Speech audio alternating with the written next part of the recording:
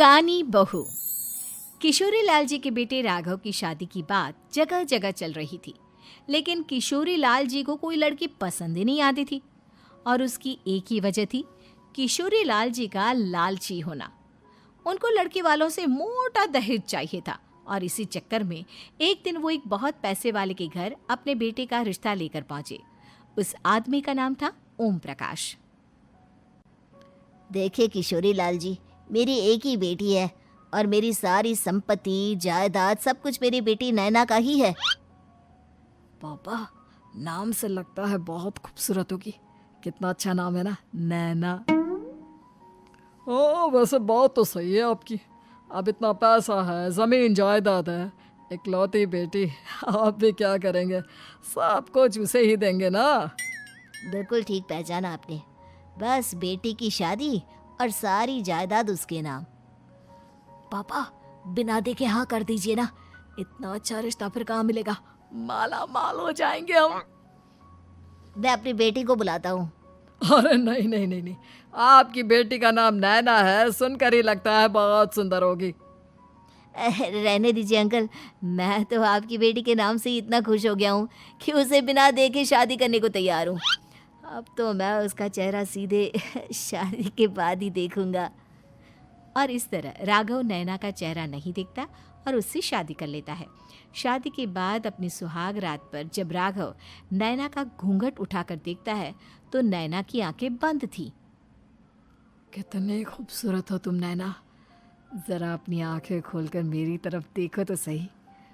नहीं, मुझे शर्म आती है। अरे, मैंने तुम्हें शादी से पहले भी नहीं देखा, और अब अगर तुम आंखें खोलकर मुझे देखोगी भी नहीं तो मुझे अच्छा कैसे लगेगा? इससे पहले कि नैना अपनी आंखें खोलकर राघव की तरफ देखती, अचानक से लाइट चली गई और राघव नैना को पूरी तरह से देख भी नहीं पाया। अगली सुबह नैना राघव के लिए नाश्ता बनाकर लेकर आई। अरे ये क्या, आधा पराठा सेका हुआ है और आधा बिल्कुल कच्चा। ये तुमने क्या किया नैना? बहू, तुमने क्या आधा पराठा तवे से नीचे लटका कर रखा था, जो आधा सिका है और आधा कच्चा? मुझे जितना दिखेगा उतना ही तो सीखूंगी ना पापा जी। जहाँ जहाँ मुझे नजर आ रहा था वहाँ मैंने सीख लिया, जहाँ जहाँ नहीं दिखा वहाँ कच्चा रह गया होगा। इसका क्या मतलब है? ये कैसा मजाक कर रही है तुम?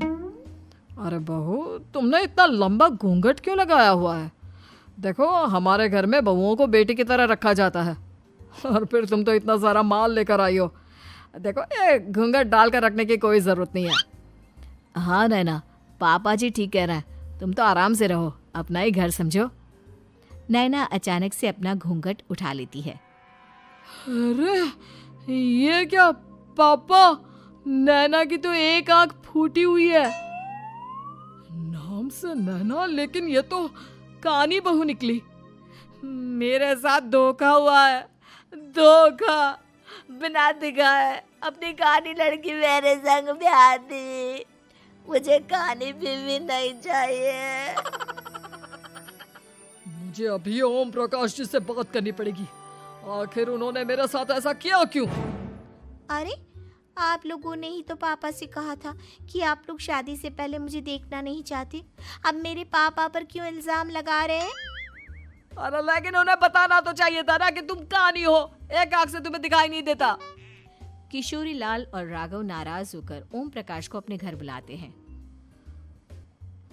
पापा जी, ये आपने क्या किया? शादी से पहले बताया क्यों नहीं कि नैना की आंखों में परेशानी है? अरे, आप ही ने तो लड़की देखने से मना कर दिया था। अरे लेकिन आप बता तो सकते थे। आपको तो हमारी बेटी की प्रॉपर्टी चाहिए थी, वो भी पूरी की पूरी। अब क्या हुआ अगर उसे आधा दिखाई देता है? प्रॉपर्टी तो आपको पूरी मिल गई ना। अरे ये क्या बात हुई? मेरी शादी प्रॉपर्टी से नहीं, आपकी बेटी से हुई है। अब ये तो पहले सोचना चाहिए था, तब तो मेरी प्रॉपर्टी देखकर तुम्हारी जुबान लप लपा रही थी। लेकिन मैं कानी लड़की को अपनी बीवी बनाकर नहीं रख सकता। पापा, कुछ करिए ना आप। हाँ, करता हूँ। देखिए ओम प्रकाश जी, आप हमारे साथ ऐसा नहीं कर सकते। और तुम देखो, अगर तुमने मेरी बेटी से शादी तोड़ी ना, तो जो भी प्रॉपर्टी मैंने तुम्हें दी है वो तो पूरी की पूरी वापस ले ही लूँगा, और आधी प्रॉपर्टी तुम्हारी भी लूँगा। अरे मेरी आधी प्रॉपर्टी भला क्यों लेंगे आप? इसलिए क्योंकि मेरी बेटी को आधा नज़र आता है और उसकी नज़र अभी तक तुम्हारी आधी जायदाद पर ही पड़ी है। अब तुम उसे घर से निकालोगे तो कुछ तो लेकर जाएगी ना। और अगर हम आपकी बेटी को अपने घर की बहू बना कर रखे तो? तो तुम्हारी पूरी प्रॉपर्टी तुम्हारी ही रहेगी, और जो मैंने तुम्हें दिया है ना, उसमें से बस मैं आधा लेकर जाऊंगा। अरे लेकिन अब आप अपनी दी हुई प्रॉपर्टी में से आधी वापस क्यों लेकर जाएंगे? अगर मैं आपकी बेटी को अपनी पत्नी बनाकर रखने को तैयार हूं तो? इसलिए ताकि भविष्य में अगर तुम मेरी बेटी को धोखा दो तो उसके पास कुछ तो रहे जो पति का हो।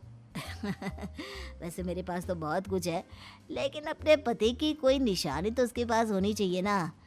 अब अगर तुमने मेरी बेटी को कानी कहा तो तुम्हें प्रॉपर्टी भी कानी ही मिलेगी, पूरी नहीं। जमाए राजा।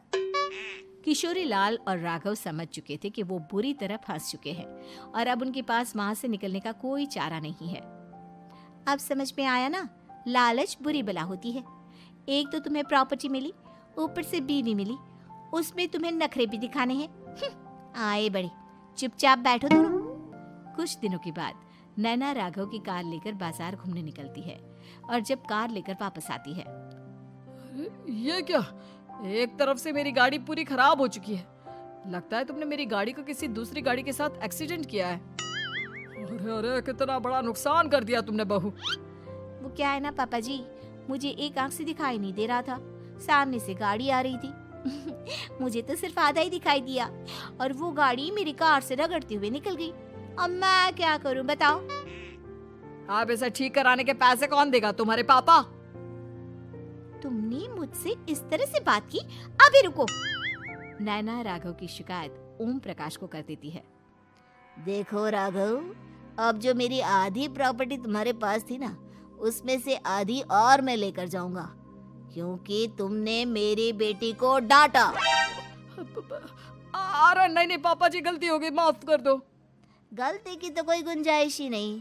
अगली बार मेरी बेटी को डांटा तो बची हुई आधी में से आधी और ले जाऊंगा। लालच के चक्कर में हम दोनों ने बहुत बड़ी गलती कर दी बेटा। एक तो तुम्हें कानी बहू मिली और ऊपर से जो माल मिला वो भी काना। इस तरह राघव की हर एक गलती पर ओम प्रकाश उसकी प्रॉपर्टी का आधा आधा हिस्सा लेकर अपना सारा माल वापस ले गया और राघव को कानी बीवी से काम चलाना पड़ा। भाई लालच वाकई में बुरी बला है।